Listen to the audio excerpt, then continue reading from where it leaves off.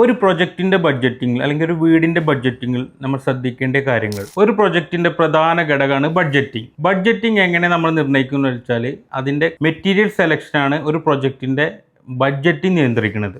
ഒരു എക്സാമ്പിൾ പറഞ്ഞാൽ നമ്മൾ ഈ വീട് അതിന്റെ ഫൗണ്ടേഷൻ നമ്മൾ എങ്ങനെ ചെയ്യണം എന്നുള്ളത് തീരുമാനിക്കാം. അത് നമുക്ക് സാധാ ബോർഡർ വർക്കിൽ കരിങ്കല്ല് വെച്ചിട്ട് ചെയ്യാം. അതുപോലെ തന്നെ അത് ഫൂട്ടിംഗ് വെച്ചിട്ട് കോളമിംഗ് സ്ട്രക്ചറിൽ മുന്നോട്ട് കൊണ്ടുപോകും. അതുപോലെ വേണമെങ്കിൽ പൈലിങ്ങിലും ചെയ്യാം. ഇപ്പോൾ എറണാകുളം അങ്ങനെ പോലുള്ള സ്ഥലങ്ങളിൽ നമുക്ക് പൈൽ ചെയ്തിട്ട് വേണം ഫൗണ്ടേഷൻ ചെയ്യാൻ. ഇതിന് മൂന്ന് ബഡ്ജറ്റാണ് വരിക. അപ്പോൾ ക്ലയന്റിന്റെ ബഡ്ജറ്റ് നിർണ്ണയിച്ചിട്ട് വേണം ആ പ്രൊജക്റ്റ് എങ്ങനെ മുന്നോട്ട് കൊണ്ടുപോകണം തീരുമാനിക്കും. നമ്മളൊരു വീടിന്റെ എക്സ്റ്റീരിയർ കൺസ്ട്രക്ഷൻ, അതായത് ആഫ്റ്റർ ഫൗണ്ടേഷൻ തുടങ്ങുമ്പോൾ ശ്രദ്ധിക്കേണ്ട മെറ്റീരിയൽ സെലക്ഷൻ ആണ്. അതിൽ വരുന്ന പ്രൊഡക്റ്റുകൾ എന്ന് പറഞ്ഞാൽ നമുക്ക് വരുന്നത് ലാറ്ററൈറ്റ് സ്റ്റോൺ, ഇത് ഹോളോ ബ്രിക്സ്, പിന്നെ സാധാ ബ്രിക്ക്, നമ്മളെ ഇഷ്ടിക എന്ന് പറയുന്നത്, AC ബ്ലോക്ക്. ഈ 4 പ്രൊഡക്റ്റ് ആണ് നിലവിൽ നമുക്ക് വാൾ കൺസ്ട്രക്ട് ചെയ്യാൻ വേണ്ടിയിട്ട് യൂസ് ചെയ്യുന്നത്. ഇതിന് 4 യൂസ് ആണ്. നമ്മളെ പ്രൊജക്റ്റ്, നമ്മളെ വർക്ക് ഡിസൈൻ ഏത് രീതിയിലാണോ മുന്നോട്ട് കൊണ്ടുവരുന്നത് അതിനെ ഡിപ്പെൻഡ്സ് ചെയ്തിട്ട് വേണം ഈ പ്രൊഡക്റ്റ് നമ്മൾ സെലക്ട് ചെയ്യാനും. ഈ പ്രൊജക്റ്റ് സെലക്ട് ചെയ്താലാണ് ആ വീടിന്റെ ബഡ്ജറ്റ് നിർണ്ണയിക്കാനും പറ്റുക. ഇനി നിങ്ങൾ ഈ പ്രൊഡക്റ്റ് സെലക്ട് ചെയ്യുമ്പോൾ നിങ്ങളെ